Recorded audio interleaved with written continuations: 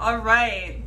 That was me trying to get the nerves out here, guys, because I am so nervous. Welcome back to the first official episode of Bloom with AO, the YouTube version. I'm Afika James, and I'm happy that you are here. I have my computer here with me, so you might see me looking down. I wrote my notes so that I don't miss anything. This episode is called The Story. This one is most relatable, or should I say more targeted, to the people of St. Vincent and the Grenadines. Oh my god, guys, you see my hands? In my last video, I was doing my hands, and my friends were like, you were nervous. Yes! One, I'm very theatrical, and two, when I'm nervous, I speak with my hands, so my body's gonna move, so bear with me. So let me start over. Yeah.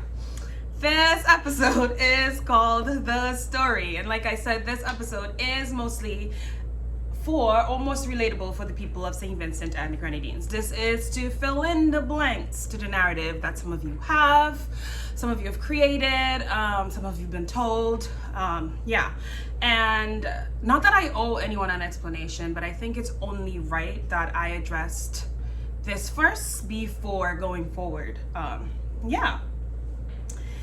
Being a rape victim is not the most interesting thing about me, okay? It is not the most interesting thing about me, but it's part of my story and where I see myself going and where I hope to be in the future, what I hope to do in the future. I think it's only right that I give this context. So the story. Let's get started. Since hosting my Bloom with AO event last summer in July, like I said, I've heard versions of the story that are not mine. So I wanted to share the story, and this is probably the only time I'm going to go into such depth on this forum about this. I do want to say before moving forward that rape, it drains the light out of you. I read a quote one time by J.K. Rowling. It says that it sucks the joy, and it does. It sucks the light and the joy literally out of you. And discussions about rape are often so irrational, and rape is probably the only crime where people tend to react by wanting to lock up the victim. Crazy, right? Yeah. So my goal in talking about this experience has always been to let some light back into myself. That's been my only goal. I wanted to regain all the things I lost. I lost my smile, but it's back. I also lost memories, and we'll get into that in another episode. So to anyone who's going through this experience, I see you, I hear you, and I just want you to know that it is okay for you to let some light in. It's okay to bloom. It's okay to experience joy. Let that light in. Find something. Let some light back into yourself. All right, so the story. I was gonna make a Golden Girls joke right here, but now that I'm in the moment, I'm not going to. So yeah, so it was 2001, and my mom left St. Vincent and the Grenadines for the United States of America. It was a Sunday, and she left me in the care of my father, who at that time lived with his girlfriend, now wife.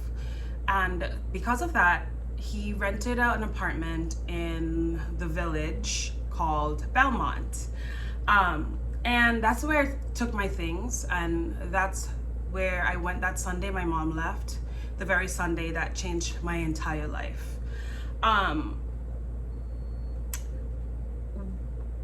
That Sunday, I can't say what the first move was, but I do remember that Sunday being the first time I was violated by my father. And I know I can't say what the first move is because I've repressed a lot of memories, something I'm working through in therapy right now.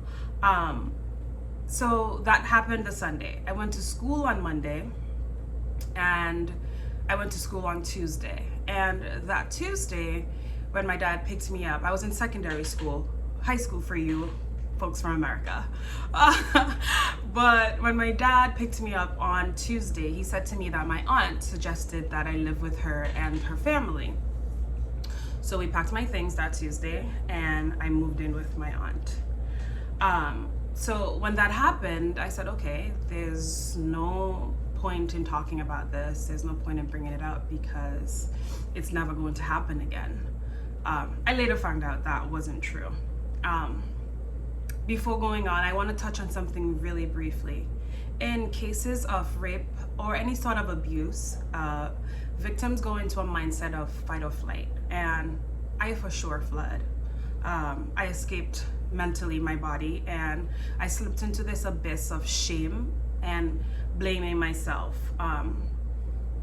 When children, I wrote this down, let me tell you, when children experience trauma, whether extreme or mild sexual, physical abuse, they often feel like they're not allowed to feel their feelings. The feelings that they want to feel are like hurt, rage, and abandoned, rejected. And because they're not allowed to feel those emotions, they get repressed and you start self-blaming. So that's something I experienced a lot in my teens. I blamed myself for my experience. So moving on. I moved in with my aunt, and he continued his predatory ways under the guise of visiting my grandma. So he would come to my aunt's house, pick me up, and say we're going to my grandma's house. My aunt would have things for my grandma, so he will take them. But he would stop at this apartment that he still had, and he would definitely violate me, his child. I was 15.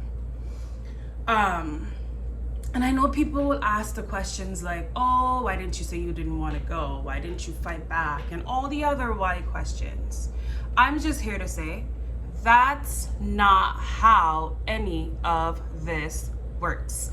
A quick Google search will let you know why victims often remain quiet. And we can get into that at a later time.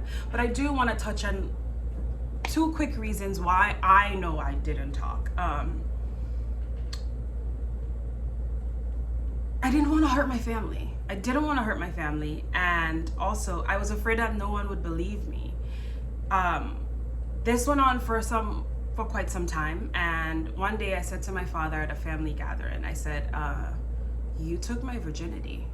And I was hoping for some sort of like, or like some remorse on his face or something. And he was not fazed at all.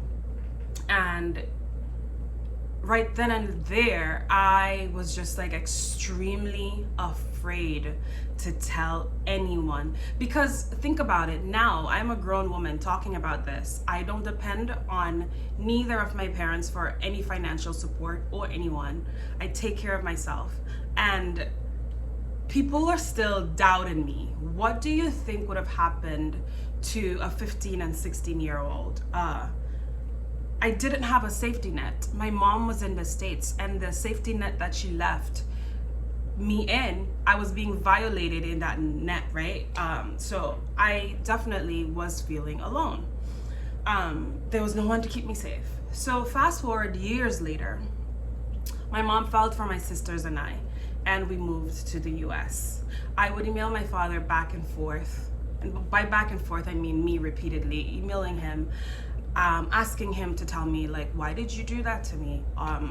Like, offer me some sort of closure, like, why did you do that to me? And never responded. I would say to him, like, hey, I'm coming home to St. Vincent. Can you make some time to talk to me about what you did to me? If you know my dad, you know he's very busy. There was never any time. He never found time in this busyness. And I couldn't just bring it up at a dinner table, right? Because no one knew about it. And so we never often had that alone time for me to bring this up, to say like, hey, like, seriously, like, why'd you do this to me? I'm your kid. So that never happened. And then one day I emailed him. Up until that time, I had not tell anyone about this except one of my friends, no.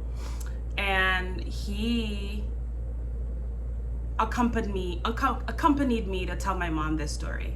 So I emailed my dad and I said, look, hey, I'm gonna tell my mom. I don't know what this is gonna be for you, but I have to tell my mom. So now he accompanied me. Why am I having so much trouble with that word? I'm so nervous. So now he came with me to tell my mom, and I told my mom what my dad did. You know, I have notes, I keep looking down, but on this part it says brag on your mama. I want to say that this part of my story is not like anyone else, like not anyone else, but I know a few people who went through an experience like this. And this part of my story is not like theirs. My mom, she believed me, and I just want to take the time to say that she is a phenomenal woman. I'm so grateful for the person she is, the woman she is, the mother she is. She never for a second doubted me. There was no doubt in her face. So within that 15 to 30 minutes of me telling her, she called him on the phone and he did not deny it. In fact, he said to her that he's so sorry and it's the first thing he thinks about in the morning and the last thing he thinks about at night. My mom said to him, I wish it kills you. I really want it to kill you. So that was that. Again, really grateful for my mom, because without her, this story is not about her now, but yes. So anyway, I'm going to skip through all the other times after that experience where I would ask him to still talk to me about it. Nothing happened. So my mom, she went home to St. Vincent one year. I believe it's that same year or the following year. And she went to confront him about it. She went to his job and he wasn't there. And they were like, hey, do you want me to call him for you? And she was like, no, I'm just gonna wait. So she waited and she confronted him about it. And she did it silently, one, because she wanted to protect me, her child, because at that time, I was not ready to talk about this. I was still struggling with the shame of this situation. So my mom did it silently. So I know a lot of people might be like, so why didn't her mom say something soon? Don't talk about my mama, one. And two, again, that's not how this works. So anyway, fast forward to 2017, which is the last time I was home in St. Vincent. I went home to St. Vincent because I was preparing to host a workshop at a conference the following year, which is 2018, speaking about this experience. So because of that, I wanted to come home and tell my dad's wife about this, because at that time we were really close. So I wanted her to be the person, I wanted her to hear it from me. That's my main reason for coming home. I came home to St. Vincent and I told her. I was so nervous about that. I waited until the very last day. Really, I was before going to the airport was when I told her that this happened. And when we got to the airport, I said to my dad, hey, I told her what happened. And my dad looked at me and he said, seriously, Afika, what am I supposed to do with that now? Those were the last words I've heard from my father between then and now. So that's the story. Any other version that does not contain these really important details is not the story. I do want to read an excerpt from a book that has really helped me. It's called What We Talk About When We Talk About Rape. And it says, I call it the lose-lose rape conundrum. It unwinds like this. If you talk about it, you're a helpless victim angling for sympathy. If you're not a helpless victim, then it wasn't such a big deal. So why are you even talking about it? If you're surviving and living your life, why are you ruining a poor man's life? Either it's a big deal, so you're ruined, or it's not a big deal and you should keep quiet. However, the moment we speak up, the moment we say, this happened to me, I stand here before you alive, we stop being victims. So, despite what happened to me, I am here. I'm no longer a victim. I am a survivor, well on my way to thriving. And Technically, some days I'm thriving, some days I'm just surviving. But the good thing is, I'm no longer a victim. Rape and incest do not define me. It was terrible, but I survived it. And I can and will live a joyous life. So, again, thank you so much for being here. Thank you for tuning in. Oh my goodness. I will get better at this, I promise. Thank you so much, and I can't wait to come back to talk to you more. See you soon. Maybe I should play my song Going Out again, right? Maybe somebody will help me be like real fancy on YouTube. How about that? Bye guys.